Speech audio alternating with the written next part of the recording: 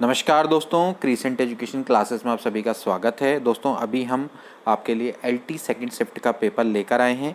Teaching aptitude के 30 important questions हम इसमें डिस्कस करेंगे और इनके आंसर जानेंगे कि क्या इनके आंसर हो सकते हैं। इससे पहले हमने फर्स्ट शिफ्ट का पेपर टाइमली अपलोड कर दिया था। एग्ज़ाम के 1-2 घंटे बाद ही हमने उसके आंसर की निकाल के अपलोड कर दिया था, क्योंकि दोस्तों हमें वो टाइम पर पेपर मिल गया था और हमने टाइम पर इसकी आंसर की आपको प्रोवाइड करवा दी थी। LTSST का पेपर था वो। लेकिन दोस्तों अनफॉर्चुनेटली जो सेकंड शिफ्ट का पेपर है वो मेरे पास टाइम पर नहीं आ पाया और व्यस्तता के कारण मैं उसको टाइमली अपलोड नहीं कर पाया। अब जाके दोस्तों मुझे शाम को समय मिला है, आज जाके मैं इस पेपर को एनालाइज कर पाया हूँ और आपके सामने जो मुझे सही अप्रोप्रिएट आंसर लगते हैं उनको मैं आज आपके सामने डिस्कस करूंगा। इसके अलावा मैथ्स के पेपर की आंसर की भी जल्दी ही आ जाएगी, वो हमारे जयंत नेगी मैथमेटिक्स वाले चैनल पर आएगी। आप वहाँ पर जाकर विजिट कर सकते हैं, आप वहाँ की वीडियो का इंतज़ार कर लेना, अभी कुछ देर बाद नोटिफिकेशन आ जाएगा। तो पहले ज़रा इसको देख लेते हैं दोस्तों। आज के जो कल आपका पेपर आया था उसमें जो 30 टीचिंग एप्टीट्यूड के क्वेश्चन थे उनके आंसर क्या हो सकते हैं, देखते हैं, स्टार्ट करते हैं। ठीक है, देखिए पहला क्वेश्चन है, नेशनल करिकुलम फ्रेमवर्क 2005 के अनुसार अंग्रेजी विषय को किस कक्षा में अनिवार्य किया गया। ठीक है, देखिए जो नेशनल करिकुलम फ्रेमवर्क है वो ये कहता है कि आपको स्टार्टिंग से ही अंग्रेजी भाषा में शिक्षा देनी चाहिए, तो इसका आंसर कक्षा 1 होना चाहिए, तो कक्षा 1 से इसका राइट आंसर है। ठीक है, इसके बाद निम्न में से कौन सा उत्तम परीक्षण की विशेषता नहीं है। देखिए ये क्वेश्चन दोस्तों मैंने आपको करवाया है। ठीक है, इसके अलावा दोस्तों अगर आप फर्स्ट फेज़ का भी अगर आप देखेंगे पेपर तो उसमें भी टीचिंग एप्टीट्यूड के कई सारे क्वेश्चन हमारी वीडियो से एज इट इज़ आए हैं। स्टेटमेंट को मैं छोड़ देता हूं, लेकिन 1-2 तो स्टेटमेंट भी आए हैं एज इट इज़। ठीक है, तो ऐसा नहीं है कि आपको जो यहाँ पर बताया गया है और फिर इसके बाद मैंने आपको पहले ही बोला था कि आपको थोड़ा इम्प्रोवाइजेशन करना पड़ेगा, इम्प्रोवाइजेशन करके आपको क्वेश्चंस को सॉल्व करना पड़ेगा। ठीक है, सभी क्वेश्चंस उस वहाँ से बताए हुए आए हैं और यहाँ पर भी जो हमने आपको बताया है उससे क्वेश्चंस आए हैं।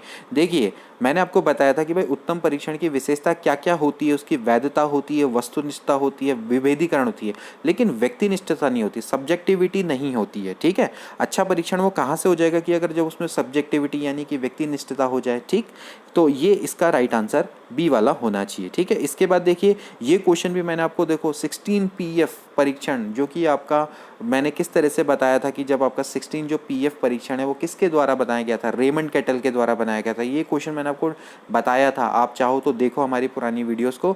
जब भी 16 पीएफ वाला पर्सनालिटी फैक्टर वाला जो भी क्वेश्चन आता था उसमें मैंने आपको बताया था कि रेमंड कैटल के द्वारा बनाया गया था, तो सी वाला ऑप्शन इसका करेक्ट है। ठीक है, इसके बाद देखिए ये तो आपको बताया गया है भाई, जो क्रियात्मक अनुसंधान के पद है प्रथम वाला क्या था दोस्तों, इसका समस्या को पहचानना। पहले सबसे पहले आप आइडेंटिफाई करें प्रॉब्लम को। ठीक है, इसके बाद ये क्वेश्चन दोस्तों आपका थोड़ा अलग है, डिफरेंट है, लेकिन आप इसको फिर भी इम्प्रोवाइजेशन करके कर सकते थे। पूर्व दृष्टि सीखने के किस सिद्धांत में निहित होती है।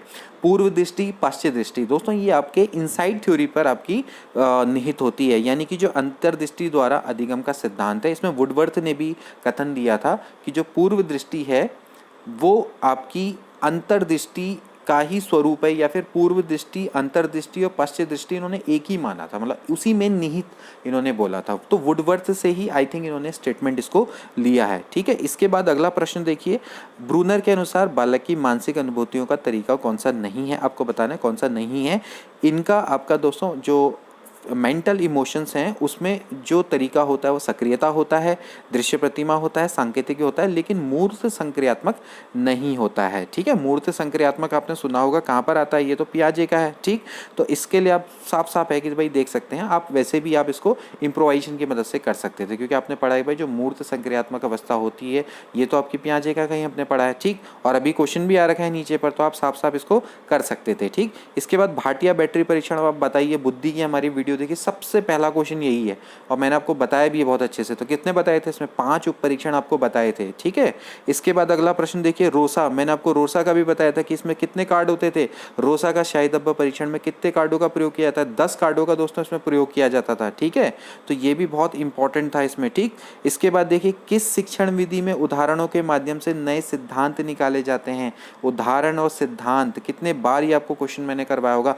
आगमन का सिद्धांत होता है, आगमन विधि। ठीक ठीक है। पहले आप एग्जाम्पल देते हैं और फिर उसके बाद नियम निकालते हैं। इसके बाद देखिए जीन पियाजे का संज्ञानात्मक विकास की मूर्त संक्रिया। अब फिर देखिए ऊपर नीचे एक ही क्वेश्चन आ रखा है भाई, मूर्त संक्रियात्मक अवस्था किससे रिलेटेड है? जीन पियाजे, पहले आपका ऊपर वाला सही हो गया। अब इसके बाद जो मूर्त संक्रियात्मक अवस्था होती है वो 7 से 12 वर्ष की आयु की होती है, ठीक है। इसके बाद अगला प्रश्न देखिए, मैंने आपको ये भी आपको मैंने बताया था टर्मन के अनुसार, मैंने आपको पूरा चार्ट भी बना के दिखाया था कि भाई कौन कहाँ पर है, कौन कहाँ पर है। तो टर्मन के अनुसार जो मंद बुद्धि बालक होते हैं उनकी जो बुद्धि लब्धि होती है वो 70 से कम होती है। हालांकि इनको सीमांत मंद बुद्धि बोला जाता है। इससे ऊपर वाले आपके क्या होते हैं, मंद बुद्धि वाले, वो थोड़ा सा इसमें डाउट हो सकता है, वो 80 से कम वाले थे, लेकिन सीमांत मंद बुद्धि वाले 70 से कम होते हैं। तो इसका राइट आंसर 70 ही होना चाहिए, ठीक है।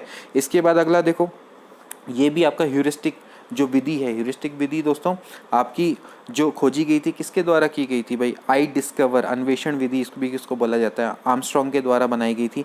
अब इसमें देखिए सबसे पहला स्टेप आपका क्या हो सकता है बताइए? सबसे पहले तो आपको क्या करना पड़ेगा, समस्या को ढूंढना पड़ेगा, ठीक है ना। तो सबसे पहले क्रिएट अ प्रॉब्लम। तो देखिए आप क्या होना चाहिए बताइए? क्रिएट अ प्रॉब्लम, समस्या। देखिए यहाँ पर है तथ्यों की खोज करना, नहीं। परिकल्पना का निर्माण नहीं हो सकता, तथ्यों की खोज करना नहीं हो सकता। तो सी वाला इसका ऑप्शन बिल्कुल करेक्ट होना चाहिए कि भाई समस्या उत्पन्न करना, फिर तथ्यों की खोज करना, फिर परिकल्पना का निर्माण करना।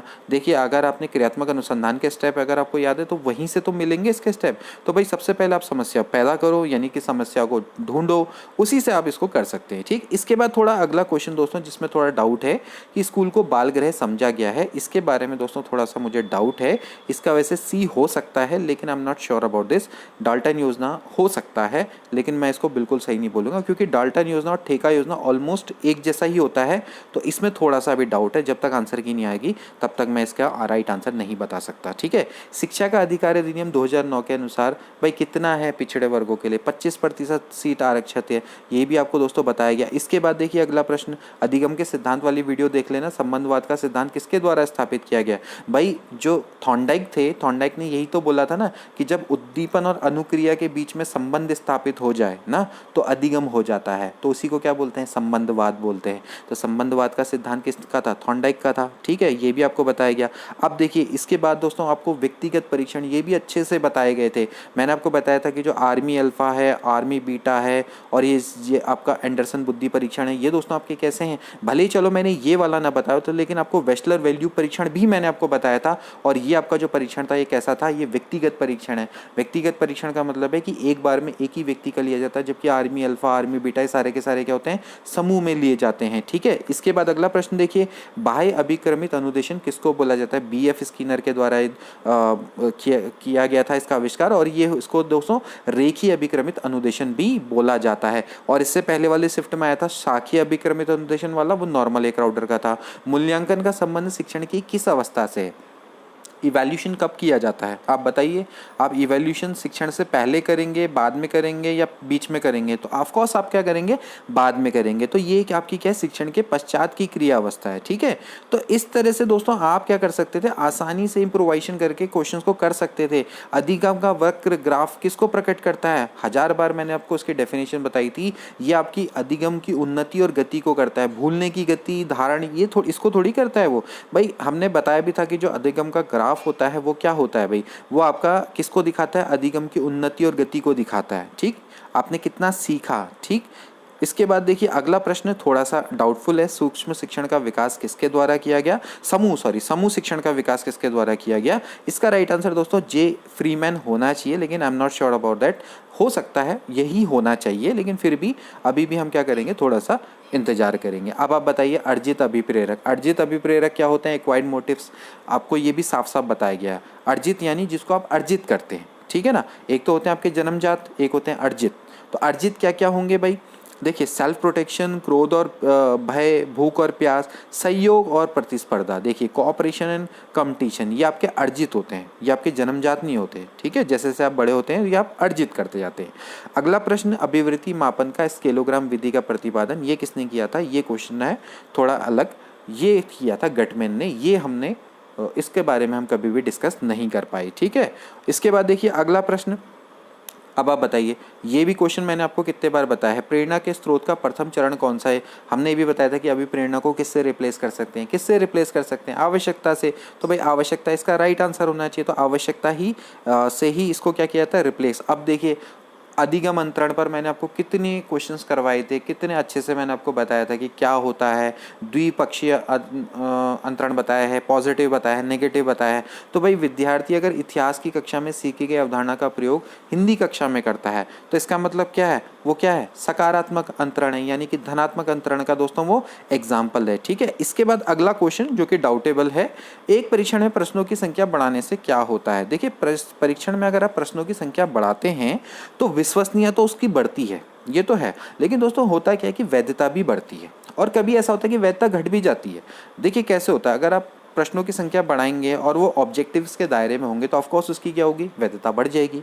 लेकिन अगर वो ऑब्जेक्टिव के दायरे से बाहर चले गए तो ऑफकोर्स वैधता क्या हो जाएगी, घट जाएगी। तो प्रश्न ये पूरा अच्छे से नहीं है और वैसे भी देखा जाए तो इस तरह के ऑप्शन नहीं देने चाहिए। तो देखा जाए तो इसका विश्वसनीयता बढ़ती है तो बिल्कुल सही है, लेकिन वैधता भी कहीं ना कहीं इफेक्ट होती है। तो इस तरह से आप इसका बिल्कुल श्योर नहीं कह सकते कि भाई ए ही सही हो, तो लेकिन फिर भी ए इसका होना चाहिए, क्योंकि फर्स्ट तो यही होता है कि भाई विश्वसनीयता बढ़ती है। ठीक है, इसके बाद अगला देखिए, अगला क्वेश्चन दोस्तों, अगर मैं आपने मेरी शिक्षण विधियाँ जो शिक्षण से रिलेटेड मैंने आपकी वीडियोस बनाई थी उसमें मैंने आपको सबसे पहले आपको बताए थे कि भाई जो शिक्षक के क्या क्या गुण होते हैं, उसके व्यावसायिक गुण बताए थे, उसके मानवीय गुण बताए थे, उसके व्यक्तित्व संबंधी गुण बताए थे, पर्सनालिटी ट्रेट बताए थे, व्यावसायिक गुण। अब जो मैंने आपको प्रोफेशनल बताए थे गुण, प्रोफेशनल यानी कि व्यावसायिक गुण मैंने उसमें बताए थे, उसमें बताया था कि छात्रों के बारे में उसको पूरी नॉलेज होनी चाहिए, छात्रों की अभिवृत्ति के बारे में पता होना चाहिए, छात्रों की व्यक्तिगत भिन्नता के बारे में पता होना चाहिए। तो ये एक्चुअली कैसा गुण है दोस्तों, ये व्यावसायिक गुण है, ये उसका एक प्रोफेशनल गुण है। ठीक है, ये ना व्यक्तिगत गुण है ना ही सामाजिक गुण है। ठीक, तो ये इसका क्या है, प्रोफेशनल है। ठीक, इसके बाद अगला है मनोविज्ञान में विज्ञान के किसी अन्य व्यक्ति से जैसे अपने को प्रदर्शित करना कौन सी रक्षा युक्ति के अंतर्गत आता है। दोस्तों इसको आइडेंटिफिकेशन बोला जाता है, तदात्मीकरण इसको बोला जाता है। ठीक है, इसके बाद अगला प्रश्न ये भी आपको बताया गया है, ऐसे व्यक्ति जो सीधे सीधे अपने क्रोध को अभिव्यक्त नहीं करते हैं। देखिए अभिव्यक्त नहीं करते हैं, ऐसे कौन से कहलाते हैं, इसके ऐसे दोस्तों क्या होते हैं दोस्तों, एस्थेनिक होते हैं। ठीक है, यानी कि लंबकाय लोग जो ऐसे होते हैं अंतर्मुखी होते हैं। ठीक, अंतर्मुखी होते हैं, तो ये आपके क्या होते हैं, मतलब अपने क्रोध को सीधे सीधे अभिव्यक्त नहीं कर पाते हैं। ठीक है, तो ये आपको दोस्तों अच्छे से बताया गया है। इसके बाद अगला प्रश्न, इसमें थोड़ा डाउट है और इसका आंसर ढूंढना भी मुश्किल है। संप्रेषण हर उस वस्तु को कहते हैं जो कि उस संदेश का अर्थ व्यक्त करती है जिसे एक व्यक्ति से दूसरे व्यक्ति तक पहुंचाया जाता है। तो इसका राइट आंसर दोस्तों अभी तो मुझे नहीं मिला है, तो इसमें मुझे डाउट है, इसको मैं छोड़ूंगा, इसको आप अपने हिसाब से देख लीजिएगा। अब इसका तो आंसर की आने के बाद ही बता सकते हैं, कोई भी इसको बताए तो हम तो नहीं मानेंगे कि इसका, क्योंकि मुझे तो नहीं मिला। ठीक, इसके बाद अगला प्रश्न है, मूल्यांकन को क्रमबद्ध प्रक्रिया के रूप में परिभाषित किया जा सकता है जो हमें बताती है कि छात्रों ने किस सीमा तक शैक्षिक उद्देश्यों की प्राप्ति की। ये डांडेकर के द्वारा दिया गया है, तो कन्फर्म है। ठीक, तो ये थे दोस्तों आपके 30 इंपॉर्टेंट एमसीक्यू। अब दोस्तों मैं ये आपको क्यों बता रहा हूँ कि मैंने बताया, मैंने जब पिछली वीडियो में क्योंकि जब मैंने पहली वीडियो डाली तो मैंने उसमें सीधे सीधे एसएसटी के 100 क्वेश्चन एक साथ बता दिए। ठीक है, अब मैंने ये नहीं बोला कि भाई ये क्वेश्चन मेरे द्वारा बताया गया, ये क्वेश्चन मेरे द्वारा बताया गया, तो फिर लोग ये समझने लग गए कि सर की वीडियो से कुछ नहीं आया। अरे यार मैं बताऊंगा थोड़ी, ढिंडोरा थोड़ी पीटूंगा। आप पहली इस वीडियो में तो मैं बता रहा हूँ, इस वाले में इस पेपर में तो कम आए, पहले वाले में तो जो बताया वो आए हैं। ठीक है, कुछ स्टेटमेंट को छोड़ के, कुछ एक आध स्टेटमेंट को छोड़ के इतने क्वेश्चंस आए हैं, एज इट इज़ आए हैं जो बताए गए हैं। फिर भी क्या कहते हैं लोग समझते नहीं है इस चीज़ को, इसलिए मुझे यहाँ पर आपको एक्सप्लेन करना पड़ा कि यहाँ पर आया, यहाँ पर आया, यहाँ पर आया। ठीक है, पहली बात, अपनी गलतियों के लिए दूसरों को दोष देना छोड़ें। ठीक है, कहीं ना कहीं आपको यहाँ पर सिर्फ गाइडेंस मिल सकता है। ठीक है, लेकिन हम ये गारंटी नहीं दे सकते कि भाई हमारी वीडियो से सारा पेपर हमारी वीडियो से आ जाएगा। ऐसा कैसे पॉसिबल हो सकता है, कोई गारंटी नहीं दे सकता। जिसके आप पैसे दे के पढ़ रहे हो ना, यहाँ तो फ्री में मिल रहा है, जिसके आप पैसे दे के जहाँ आप जा रहे हैं कोचिंग में ना, वो आपको गारंटी नहीं दे सकता। आप उनसे क्यों नहीं करते सवाल, है ना। यहाँ यूट्यूब में तो क्या है कि आसान होता है सवाल करना कि ये ऐसा हो गया, वैसा हो गया। देखिए दोस्तों, आप सबसे पहले इस चीज़ को समझिए कि यहाँ पर आपको सिर्फ गाइडेंस मिल सकता है। ठीक है, गारंटी कहीं नहीं मिलती। गारंटी तो आपको अब आयोग का पेपर है, आयोग बना रहा है उस पेपर को, हम तो सिर्फ क्या कर सकते हैं दोस्तों, जैसा हम अपने आप तैयारी करते थे वैसा हम आपको गाइड कर सकते हैं। ठीक है, लेकिन 100% तो सारा पेपर तो हमारी वीडियो से नहीं आ सकता ना, दिस इज़ नॉट पॉसिबल। कोई नहीं, कोई बंदा ऐसी गारंटी नहीं दे सकता। कोई अगर आपको बोलता है मुझे उससे मिलाओ, कि कोई अगर ऐसा बंदा बोल दे, ठीक, लेकिन हम प्रयास कर सकते हैं, अपनी तरफ से प्रयास कर सकते हैं। जितना प्रयास हमारी तरफ से हो सकता है उतना प्रयास हम करते हैं और करते रहेंगे जितना हो सकता है, ठीक है। तो इसलिए हमेशा दोस्तों कहीं ना कहीं कमी अपने अंदर होती है, हमारे अंदर होती है। अपनी गलती के लिए दूसरों को दोष देना बंद करें, है ना। तो उससे क्या होगा, आप सीखेंगे, सीखने के लिए तैयार रहेंगे और आगे ऐसी गलतियां नहीं करेंगे। मैंने आपको पहले ही बताया था कि कभी भी रिजल्ट के बारे में ना सोचें, अपना ये सोचिए कि हम कितनी मेहनत कर सकते हैं, कितना प्रयास कर सकते हैं। और मैं हमेशा से बोलते हुए आया हूँ कि अपनी तरफ से भी पूरी मेहनत करो, अपनी तरफ से भी पूरी मेहनत करो, एक्स्ट्रा नॉलेज लो। जितना आप एक्स्ट्रा पढ़ सकते हो उतना ज़्यादा आपको फ़ायदा मिलेगा। हम आपको गाइड कर सकते हैं कि आप ये पढ़िए, ये पढ़िए, ये पढ़िए। अब एक 30 मिनट की वीडियो, 40 मिनट की वीडियो में कितना हम आपको बता देंगे, है ना। जो आप मनन करते हैं, दिन भर पढ़ते हैं, 30 मिनट, हमारी तो एक वीडियो आपकी 30 मिनट की, 40 मिनट की एक दिन में आती है। बाकी के आप 24 घंटे क्या कर रहे हैं, है ना। बाकी के 12 घंटे आपको क्या करना है, वो पढ़ाई करनी है। 1 घंटा हमारा गाइडेंस हो गया, बाकी के 12 घंटे पढ़ाई करो ना, बाकी के 10 घंटे पढ़ाई करो। तो ऐसे आपकी पढ़ाई होनी चाहिए। ऐसा नहीं कि भाई मेरा पेपर ख़राब चला गया तो इसके लिए वो पर्टिकुलर बंदा दोषी, ऐसा नहीं होता है, ठीक है। ये चीज़ को आप समझिए दोस्तों, ठीक है। इसके लिए मैं, इसीलिए मेरे को इस वीडियो में थोड़ा सा एक्सप्लेनेशन देना पड़ गया कि ये पेपर हमारे उससे आया, ये आया, ये है ना। तो खैर चलो, जो भी है, फ़िलहाल ये 30 क्वेश्चन है। अगर इसमें किसी को डाउट लगेगा तो मुझे कमेंट बॉक्स में बता देना, फिर देख लेंगे, कुछ मैं चेक कर लूँगा, कोई भी इसमें कोई चेंज करना होगा, ठीक है। मिलते हैं अगली वीडियो में।